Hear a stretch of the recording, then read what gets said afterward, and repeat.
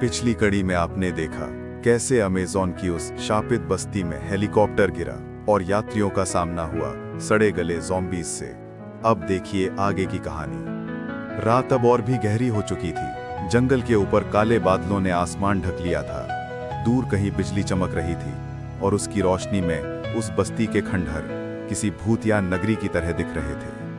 3 यात्री अर्जुन, विवेक और सोफिया बमुश्किल अपनी जान बचाकर भागते हुए उस टूटी फूटी हवेली में घुस गए। उनके कपड़े फटे हुए थे, चेहरे पर पसीना और डर की परछाई साफ झलक रही थी। हवेली का अंदरूनी हिस्सा इतना अंधेरा था कि उन्हें अपनी सांसों तक की आवाज डराने लगी थी।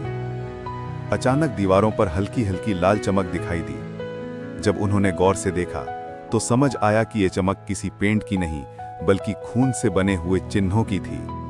ये चिन्ह एक अजीब भाषा में थे जिसे कोई समझ नहीं पा रहा था। सोफिया कांपते हुए बोली, ये जगह सामान्य नहीं है, यहाँ किसी ने काला जादू किया है।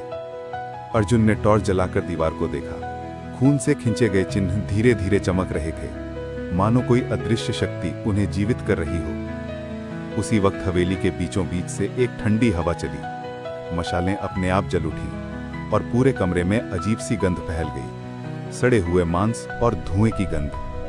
तभी ऊपर से टूटी सीढ़ियों से एक धीमा पर डरावना स्वर गूंजा, तुम्हें यहां नहीं आना चाहिए था। तीनों यात्रियों ने ऊपर देखा। वहां एक साया खड़ा था। उसका चेहरा आधा इंसान का था और आधा सड़ी गली लाश की तरह। उसकी आंखें लाल जल रही थीं और उसके आसपास दर्जनों ज़ॉम्बीज़ खड़े थे। वो किसी सामान्य ज़ॉम्बी की तरह नहीं था। लगता था जैसे वही उन सबको नियंत्रित कर रहा हो। शायद वही इस बस्ती का असली मालिक था, एक काला तांत्रिक जिसने खुद को मौत के बाद भी जीवित रखने के लिए काला जादू किया था। यात्री धीरे धीरे पीछे हटे, लेकिन तभी हवेली का भारी दरवाजा जोर से बंद हो गया। बाहर जाने का कोई रास्ता नहीं बचा था। ज़ॉम्बीज़ सीढ़ियों से उतरते हुए उनकी ओर बढ़ने लगे। उनके कदमों की ढमक और कराहती आवाज हवेली के हर कोने में गूंज रही थी।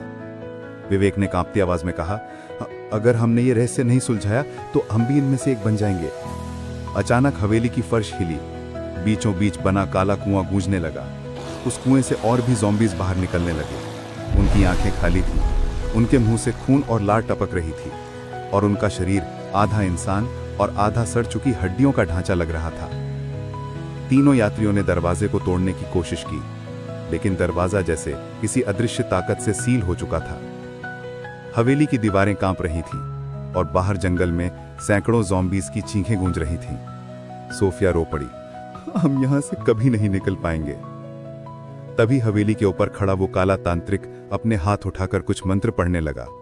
उसकी आवाज इतनी गहरी थी कि जमीन हिलने लगी। दीवारों पर बने खून के चिन्ह चमक उठे और हवा में अजीब सी गंध और तेज हो गई।